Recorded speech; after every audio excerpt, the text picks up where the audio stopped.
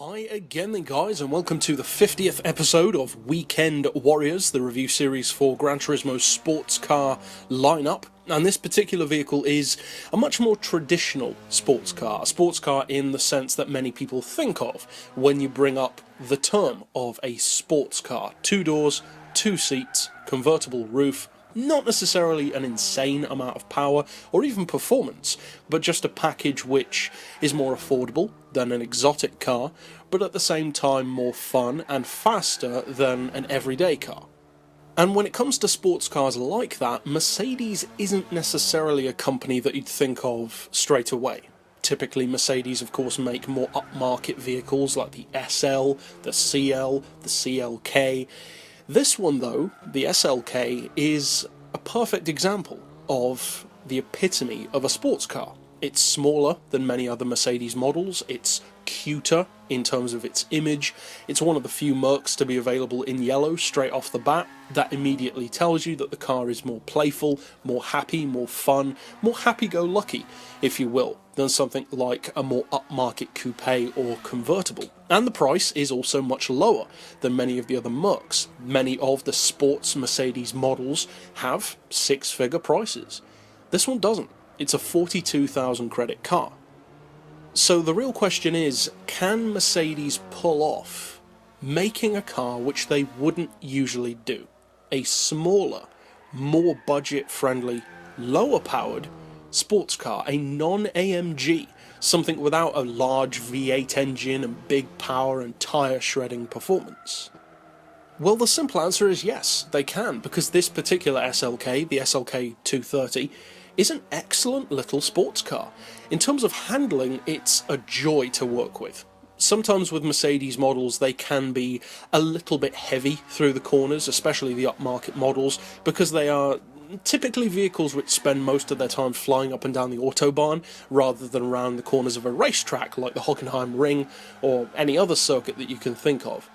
This one, though, is much more adept around a racetrack. It's smaller, it's lighter than many other Mercedes sports cars, it only weighs 1,084 kilos after being upgraded, and that's really good. For a car like this, that's impressive. It's not quite Lotus level, but it's not too far off. And as the name suggests, the engine is a 2.3 litre, hence the SLK 230, and it is supercharged, as the compressor in the name signifies.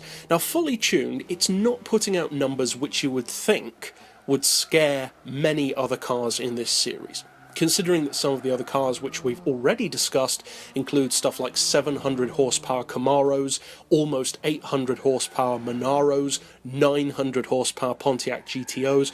How could this car really give any of those a run for their money? Well, the simple fact is, because this car offers great performance for the specs that it's got. 428 horsepower doesn't sound that impressive, neither does 435 foot-pounds of torque. But when you actually think about it, for a 2.3 litre from the late 90s, that's actually pretty good. And although it's not a full-on AMG model, that tradition of having similar, if not more torque compared to power, is something that a lot of high-end Mercedes models have. And 435 foot-pounds of torque is actually quite a lot for this car. It doesn't sound it initially because many other cars that we talk about on the channel have much bigger numbers. But in comparison to the rest of the vehicle, that's a pretty impressive amount to be running with. Now, that amount of horsepower, 428, in a vehicle which only weighs 1,084 kilos, means that you're putting out just under 400 horsepower per tonne. That's pretty good. That's the kind of level that you would want from a good sports car. Not a top-tier sports car, not a top-tier exotic coupe or a high-end modern muscle car, but for a car like this, a semi-stylized 2-door, 2-seater electronic folding roof, which is essentially more of a fashion statement than a performance car. At the end of the day, that's what this is. It's not designed to break lap records, it's designed to be something that you can drive while wearing sunglasses down the beach or wherever. It's that kind of vehicle. It's no SL55 or CL65 or anything like that. Now, in more modern times, the SLK has become that, and I'm a big fan of the SLK which came after this. The newer ones, or the facelifted newer ones, not so much. I'm a big fan of the generation that had the black edition, that chunky, very Formula 1 inspired SLK, which was reminiscent of the SLR in terms of its nose cone. I love that car. I think it's a fantastic looking machine. It's an absolute ball of power. And that is exactly what you'd expect from an AMG model. This one is about as opposite to that as you can get. A purely superficial, or at least you'd think that, cute looking, maybe even effeminate vehicle. But the simple fact is, the performance belies the looks which it has. It doesn't look bad, it just looks a little hard to take seriously. It doesn't exactly look like a threat to other sports cars, but the fact is, it is a threat, because the top end performance, for instance, is around 225, 230 miles per hour, which again, for its power, is outstandingly good. The acceleration is again very good, not quite as impressive as the top end speed, but good enough nonetheless, certainly good enough to win races. And the fact that its PP level isn't ridiculously high at 529 means it definitely has usability. But all of that straight line performance wouldn't really mean much if it couldn't take a corner. And that's a potential problem. When you have a car that's not designed to be doing 225 miles per hour and having 400 plus horsepower and foot-pounds of torque, it doesn't necessarily bode well for handling, because the car's not designed to do that.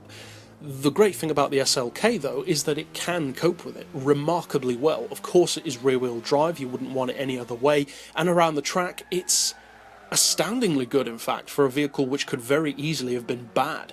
So overall, it's not a car which would necessarily come to mind first when you're talking small sports cars, but it is definitely one that's worth a look, and it does the Mercedes brand proud, at least on GT6, when it comes to performance.